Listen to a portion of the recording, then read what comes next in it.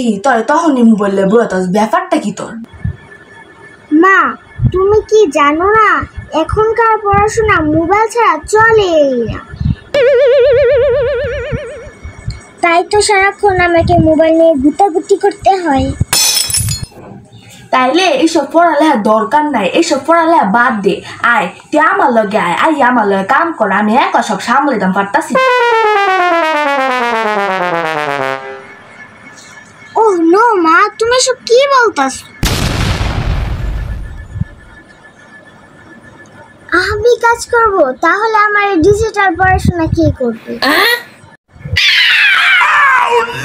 Please মা, তুমি এখন যাও, আমাকে একটু পড়াশোনা করতে দাও।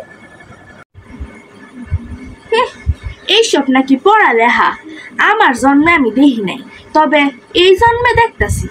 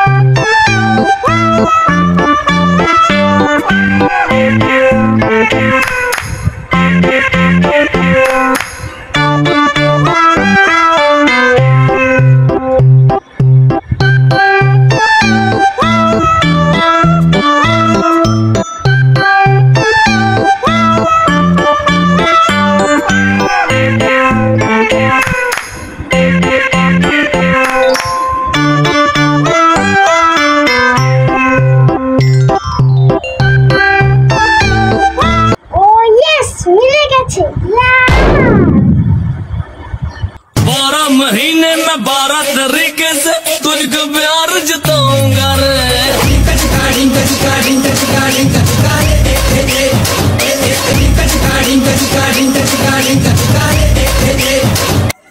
আরে গেল গেল গেল, আমার মাইয়াটা পুরাই পাগল হয়ে গেল। দেখ কিরকম করতেছে, এখন আমি কি করবো?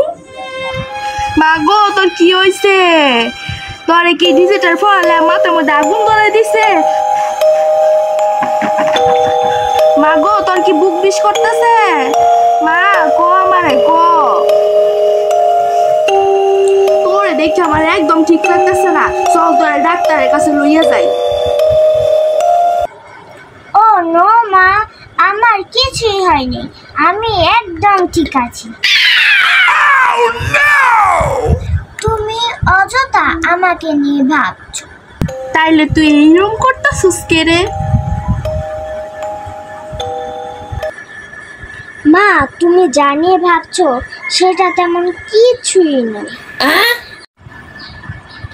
সেটা হলো আমার ডিজিটাল পড়াশোনা। ও তো গো, ডিজিটাল যুগের পড়ালে বুঝি এইরকম? অঙ্ক মিললে গেলে নাচানাচি করন লাগে, কথায় কথায় দেয়ালো ঘুষি মারন লাগে। জানতাম না, জানলাম, বুঝলাম, শিখলাম, দেখলাম। এই ডিজিটাল যুগে নেচে গেয়ে পা উপরে পা নিচে, খাটের উপরে হাঁটাহাঁটি করা, দেওয়ালে লেখা, মাঝে মাঝে দেওয়ালে খুশি মারা, আর এমন ভাবে পড়াশোনার অনুভূতি প্রকাশ করাই হলো ডিজিটাল পড়াশোনা। কি? 12 महीने में 12 तरीके से तुझको